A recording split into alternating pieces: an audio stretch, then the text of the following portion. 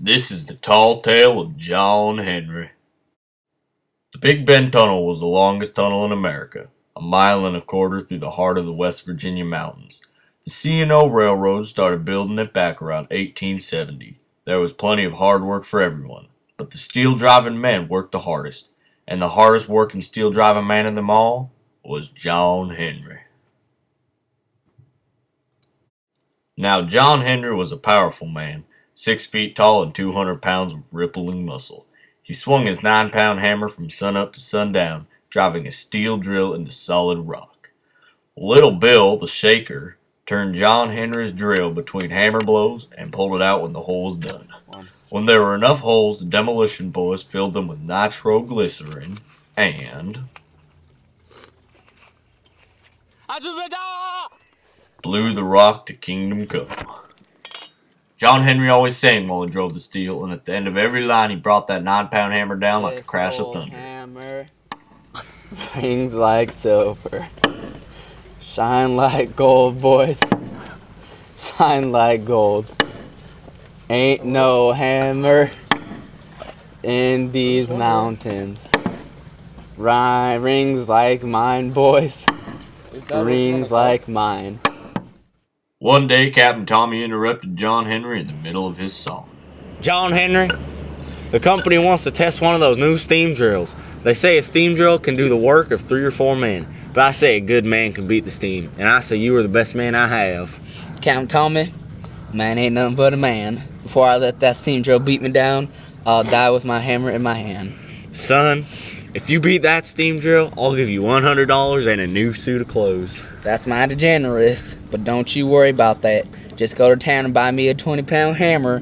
This 9-pound hammer is feeling light. The news of the contest spread through the camp like a strong wind whipping down the mountain. The company men said John Henry was a poor working fool who didn't stand a chance against that mighty steam drill. Some of the working men thought the same, but the steel-driving men knew John Henry, and they believed in the power of the mighty man. That night, John Henry told his wife, Polly Ann, about the contest. Don't you strain yourself, honey. Of course we could use that $100 and you need a new suit of clothes. I ain't worried about money or clothes. Don't you see, sugar? A man ain't nothing but a man, and the man gotta beat the steam. The next morning, the steel drivers crowded into the Big Bend Tunnel. It was hot and dusty, and the air was so foul that a man could hardly breathe. The only light was the flickering of lamps burning lard and black-strap molasses. The company man wheeled the steam drill into the tunnel and set it up against the rock. It was nothing but a machine, all shiny and modern and strange. Then John Henry walked in and stood beside it. He was nothing but a man, all black and fine and natural. Captain Tommy handed John Henry a brand new 20-pound hammer. There ain't another like it in West Virginia. Good luck, son. I'm gonna call this hammer Polly Ann. Little Bill sat on the rock, holding the 6-foot drill in his hands. John Henry towered above the steel, just waiting to begin. It was so quiet in that tunnel, you could hear the soft breathing of the steel-driving man. Captain Tommy blew his whistle. The company man turned on the steam drill. John Henry swung his 20-pound hammer back and brought it down with a crash like thunder. As he swung it back again, he began to sing. This old hammer, shine like silver, shine like gold, boys, shine like gold. John Henry kept driving steel and the steam drill kept drilling. Pretty soon the whole mountain was rumbling and shaking. John Henry's muscles bulged and strained like they never bulged and strained before. Sweat cascaded down his powerful chest and veins protruded from the sides of his handsome face. Are you alright, John Henry? Don't you worry, a man ain't nothing but a man, and a man gotta beat the steam. Ain't no hammer in these mountains.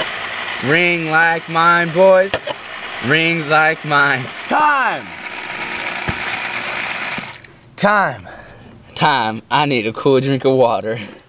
While John Henry drank his water, Captain Tommy measured the holes. The steam drill had done 9 feet. John Henry had drilled 14. John Henry beat the steam. Congratulations, son. I don't care what you say. I'm gonna give you that $100 and a new suit of clothes. That's mighty generous, Captain Tommy. But you give that $100 to Polly Ann and bury me in that suit of clothes. I beat the steam, but I broke inside.